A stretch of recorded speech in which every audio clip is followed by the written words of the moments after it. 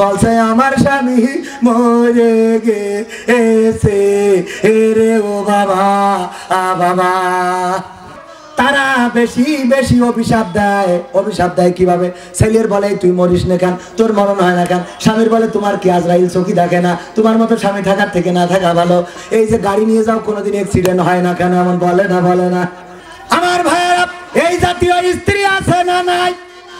আছে মানে কি? কয়দিন আগে আমার কাছে একজন মহিলা ফোন করে বলছে, হুজুর গো আপনি কি সেই হুজুর যে প্রশ্নের উত্তর দিয়ে বেড়ান? আমি বললাম উত্তর দিয়ে বেড়াই না, প্রশ্ন করি বেড়াই, মাঝে মাঝে উত্তর দিই। বলছে হ্যাঁ আমি তার কাছে ফোন দিয়েছি। আমি বললাম কি বলেন? বলছে আমার স্বামী মরে গেছে রে ও বাবা বাবা।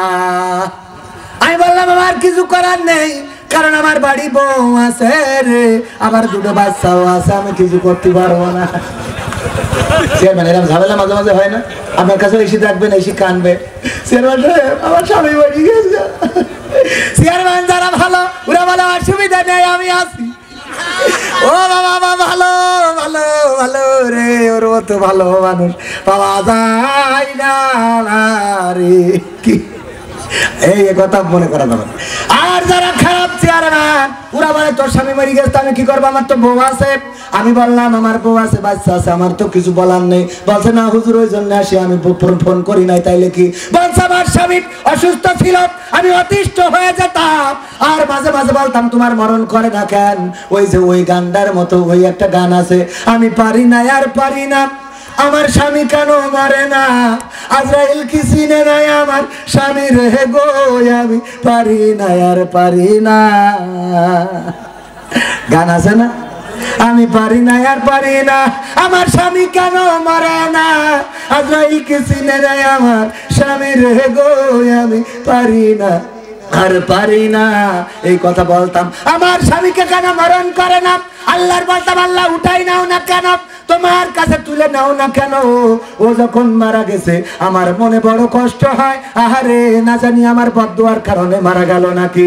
আমি আপনার কাছে জানতে চাই আসলে কি আমার বদদুয়ার কারণে মরেছে নাকি তার হায়াত শেষ হওয়ার কারণে মরেছে? আমি বললাম ওগো আমার বোন, আমি তো আসলে বলতে পারবো না, অত বড় হুজুর এখনো হই নাই, তবে এতটুকু বলতে পারি আল্লাহর কাছে দোয়া যেমন কবুল হয় বদদুয়াও তেমন কবুল হয়ে যায়। ঠিক না বেঠে?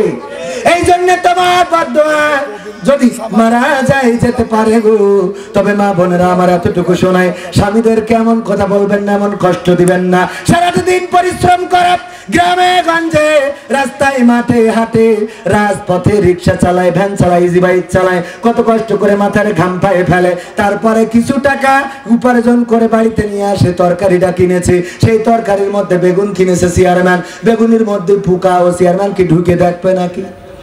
কথা কয় না। এবার কুটে এনে ডালা ধরি বলছে নাও তুমি রান্ধো তুমি খাও, সহ্য না করি পারবে?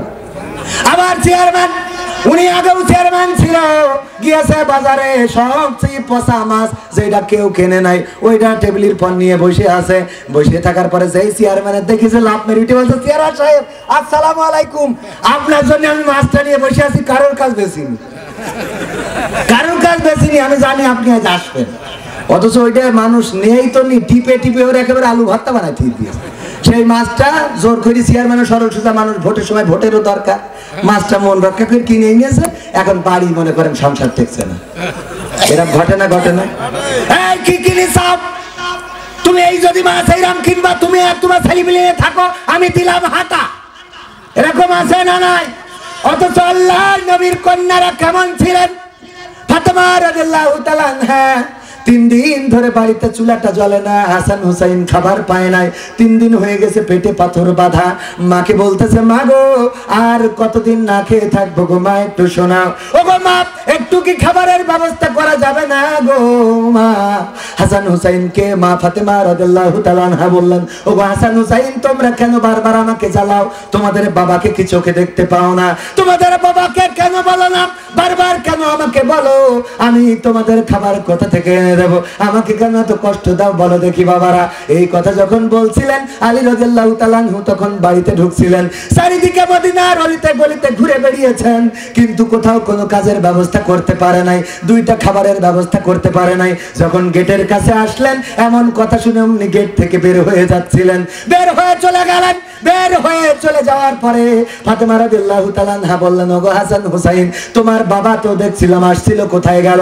বলল, যখন তুমি আমাদের ধমক দিয়েছো যে তোমার বাবার কাছে কেন বলো না, বারবার কেন আমাকে জ্বালাও, এই কারণে বাবা আবার গেট থেকে চলে গেছে, বাড়ির মধ্যে ঢোকে নাই। কিছুক্ষণ অপেক্ষা করলেন, না ফিরল না। তারপরে ফাতেমা রাদিয়াল্লাহু তাআলা আনহা ঘোরা শুরু করে দিলেন, মদিনার অলিতে গলিতে খুঁজলেন, পাইলেন না।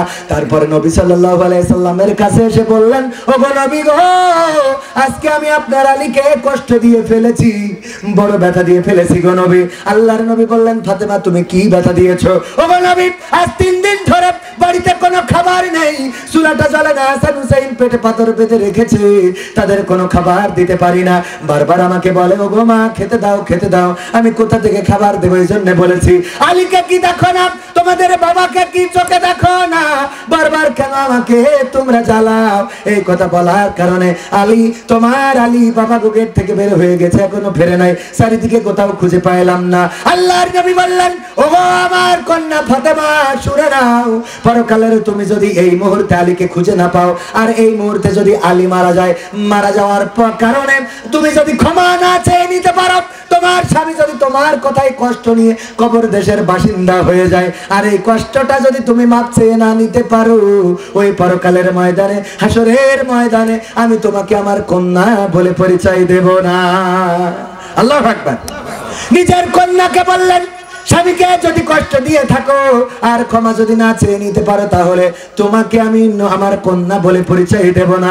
এখন মা বোনেরা বুঝে দেখেন স্বামীর সাথে কেমন আচরণ করবেন, স্বামীকে কেন কষ্ট দিবেন, কেন বাজে কথা বলবেন, কেন তার ব্রেন মেন্টালি চাপের উপরে রাখবেন। প্রবাসে থাকে, কত কষ্ট করে টাকা পাঠায়, আর ওই টাকা পাটকেল ঘাটা থেকে তুলে নিয়ে বানাসি ব্যাগের মধ্যে টাকা ভরে নিয়ে কসমেটিক্সের দোকানে যেয়ে 2 নম্বর জিনিসপত্র কিনে বাড়ি আসে আসে রে। বলেন ঠিক কিনা? ঠিক না ভাই? ঠিক। এই জন্য স্বামীদের টাকা পয়সা এভাবে নষ্ট করা যাবে না। তারপরে আমার ভাইয়েরা, সর্বশেষ কথা বলে দিই, কোরআন পড়তে ভালো লাগে, কোরআন শুনতে ভালো লাগে, কোরআন জানতে ভালো লাগে, কোরআন মানতে ভালো লাগে। আছে না নাই? কোরআন পড়তে ভালো লাগে, কোরআন শুনতে ভালো লাগে, কোরআন জানতে ভালো লাগে, কোরআন মানতে ভালো লাগে না। নামাজেতে পড়লে কোরআন মনটা শীতল হয়, কারীর তেলাওয়াত শুনিলে প্রাণ জুড়িয়ে যায়, সেই কোরআনের ব্যাখ্যা দিলে কলিজাতে আগুন জ্বলে, সেই কোরআনের ব্যাখ্যা দিলে অন্তরেতে আগুন জ্বলে, বিরোধিতাও চলে কেন তা জানি না। কোরআন পড়তে ভালো লাগে, কোরআন শুনতে ভালো লাগে, কোরআন জানতে ভালো লাগে, কোরআন মানতে ভালো লাগে না। কোরআন পড়ে অনেক লোকে শুরু করে দিন, তারা আবার চাই না দেশে কোরআনের আইন। আছে না নাই? কোরআন পড়ে কত লোকে শুরু করে দিন, তারা আবার চাই না দেশে কোরআনের আইন। এটা যে কেমন নীতি, তাই তো এ দুর্গতি করছে মোদের ক্ষতি, কেন তা বুঝি না। কোরআন পড়তে ভালো লাগে, কোরআন শুনতে ভালো লাগে, কোরআন জানতে ভালো লাগে, কোরআন মানতে ভালো লাগে। কোরআন বুকে চুমু খাওয়ার লোকের নাই অভাব, সেই কোরআনের বিরোধিতা আবু জাহেলের স্বভাব। ঠিক না বেঠে? কোরআন বুকে চুমু খাওয়ার লোকের নাই অভাব, সেই কোরআনের বিরোধিতা আবু লাহাবের স্বভাব। মানবা সুবিধা মতো, তাই এই বুকে ক্ষত দেখলে এমন কিছু সইতে পারে না। কোরআন পড়তে ভালো লাগে, কোরআন শুনতে ভালো লাগে, কোরআন জানতে ভালো লাগে, কোরআন মানতে ভালো লাগে। এমন মানুষ আছে না নাই?